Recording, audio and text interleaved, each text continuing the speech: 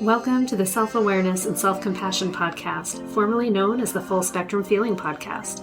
I'm your host, Blaise Schwaller, life coach, mom, and former tattoo artist.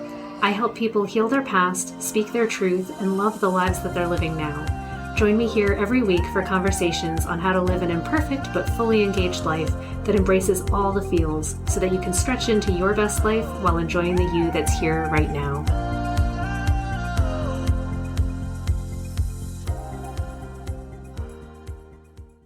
Hey, this is Blaise. Welcome back to Full Spectrum Feeling. Many of you know that I have a reptile for a pet. My pet is named Timmy, and he's a ball python. And I want to talk about him because he recently had what I would call a bad shed. And a bad shed is when he's peeling off all of his skin and it just kind of gets stuck in different places and it's uncomfortable for him. And in particular, I get worried when it gets stuck on his eye caps, so if it doesn't shed off of his eyes. But the reason I want to talk about it is because I think that human beings sometimes also experience what I would call a bad shed. And this is when we have, a perspective that is just clouded and skewed. And it's because we're having trouble shedding a belief a belief that just isn't really serving us very well anymore, that maybe we've outgrown, that isn't very comfortable, and yet somehow it's still stuck to us. And we're just having a difficult time in life. So as I watch Timmy struggle with his bed shed, and he's trying to, rub himself off on a little stick in his cage and get in his little bowl and try to rub up against things, he's able to get most of it off, and he needs some help with some of it. And some of it is still stuck and will have to wait for the next time that he sheds in order for it to loosen up, or it needs medical attention, right, to help remove it. And I think about that in terms of people and how we have beliefs and ideas, and they really become part of us. They're the skin that we're walking around in. It's how it is. It is how it is for us. And then one day we outgrow it. Things start to get a little uncomfortable. We realize that this isn't really working anymore. And whether we want it to or not, it has to come off. And then when we have a really good shed, it's like we're just able to wriggle right out of that. And here we are. We're new. We're clean. It's like we're reborn. We have this new perspective. Everything is beautiful. We look great. I mean, snakes certainly do after they shed their skin. If it's a good shed, they're shiny. They're healthy. They look just vibrant. They feel good. Life is nice. And people, when we have a good shed, it's the same thing. We look vibrant. We show up. There's a sparkle in our eye. It's like we can see things a little bit clearer than we did last time. We're able to just be with things and go, that's what's really happening. It's like we have a deeper understanding of what's going on. But there are times when it's hard for us to let go of what we know isn't serving us anymore. So it gets uncomfortable and we need to let go of it. And for whatever reason, maybe, it's just a bad season for us and it's hard for us to let it go. It stays. But just like with a snake shedding its skin, this old belief, it's stagnant and it's no longer alive. It's not a healthy belief anymore. It's making it difficult for us to operate in the world. And if we leave it on too long, not only does it make it difficult for us to move around and respond in the way we'd like, but it clouds our ability to see things. It makes it cloudy. It makes it distorted, dimmer, like we just don't have all of the information because we're filtering it through this essentially dead layer of beliefs that aren't really helpful. I just found that really a great metaphor because I think I've experienced several times in my life where I've carried around just uncomfortable thoughts and feelings, and I recognized that they weren't working for me, and I wasn't sure what the hell to do to get rid of them. But for the life of me, I couldn't see beyond it. I couldn't see through it. Like, it's just where I was. So a lot of this, I think back to my teenage years and early 20s, and my self-esteem wasn't the highest then, and I had a really hard time liking myself.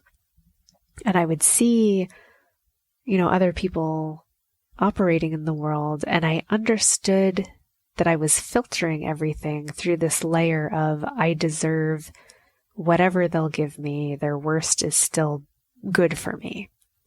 And I knew that it wasn't great, but I just couldn't figure out how to not have that be true.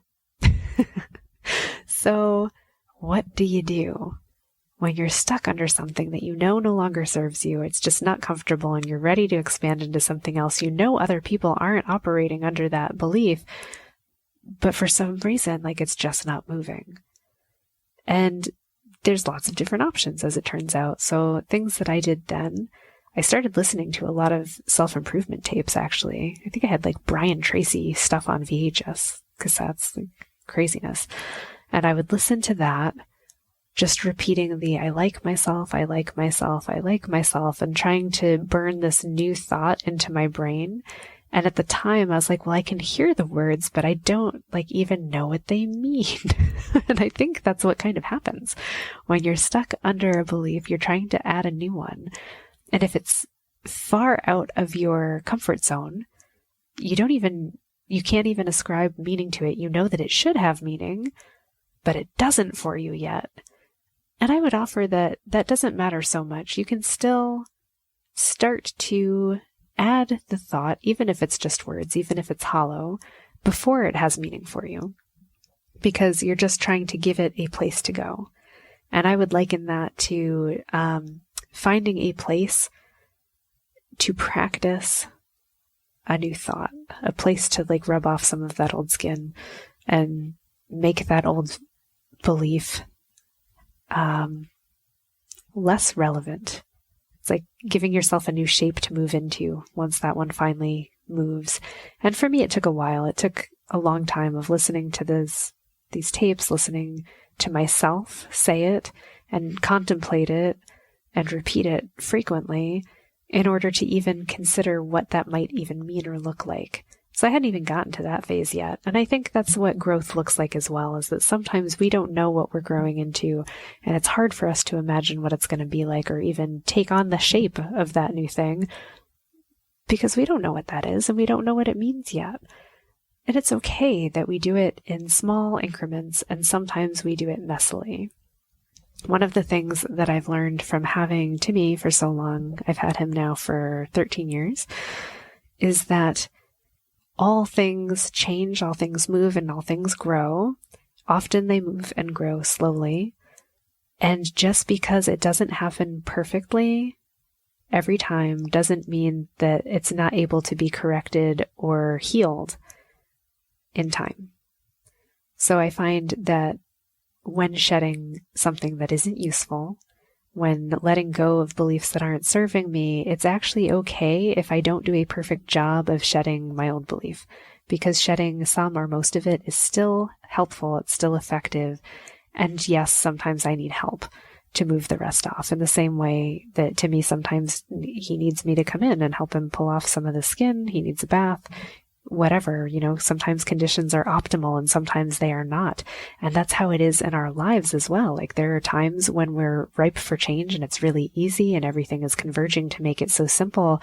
And there are other times where it's really difficult to change, and yet we have to anyway. And I think it's okay to just recognize that it won't always be easy. It's not always easy to shed old things, to release past beliefs, to become new. I want to also mention, in this metaphor, right when Timmy is shedding, it is when he's at his most vulnerable. And it is for us too. When we're moving into a new growth set, a new belief, it's when we're feeling the most sensitive, we're the most likely to be snappy with other people, we're the most likely to feel just gross. We're going to be a little bit meaner. We might be meaner to ourselves. Just everything about it is not comfortable. And that's part of it. And yet it happens anyway. Like there's nothing that can stop him from continuing to grow. And I would say there's nothing that can stop you from continuing to grow in your life. And there will be seasons when it's super easy and you grow really fast and, you shed beliefs like crazy and you find yourself a completely different person in a year. And there will be years where, it's only 1 or 2 times and it's slower and maybe it just doesn't go that well and you're just not feeling great. And that's all okay. It's all a part of being a human being. And it's, one of the awesome things about being human is that we reach out to each other and we have these networks. We're able to ask for help. We're able to, look out and see what other people are doing and gain from their education, gain from their mistakes, and just make our own experience a little bit easier, a little bit lighter to bear. Growth is not easy. And I know we always want it to be. I do too. I mean, I wish that I could just, download all of Japanese into my brain and understand it in an instant, because that's been my great goal over the last few months is I want to learn a new language. But it's hard. It's not easy. And I don't know if I would even enjoy just automatically knowing it. Some of the joy really is in the discovery and recognizing when I have complete misconceptions about how the whole thing works and going, oh, that's how it works. And I'm realizing more and more that so much of joy is actually just being surprised and delighted that things are not at all how you thought. That's what humor is, right? Like we love to laugh because we're surprised that things aren't at all like what we thought they were. And it's fabulous. And I think that's where I'd like to end this, is to say, what can we be delighted and surprised about that it isn't at all what we thought it was? And what if that's our experience of growing? And when we recognize that we're moving through a tough section, to look for the space that feels a little lighter about it, that's like, oh, this has been really difficult and I'm not having a good time. Wow, things really weren't at all how I thought they were. It doesn't feel good right now, but what if it does later? What can I find to be amused and delighted and just in awe about? I like spending more time in those feelings. I'm pretty sure everyone does. I'm wishing you lots of awe and joy and silliness. I think there needs to be more silliness in the world. I hope you have a silly week. I will catch you next time, and perhaps we'll talk about silly things, or maybe I'll be more serious again. Who knows? But I will definitely see you then. Have a wonderful week, and I wish you all the best. Thanks so much for joining me. If you enjoyed this podcast, please subscribe and share it with someone you love, and leave us a review.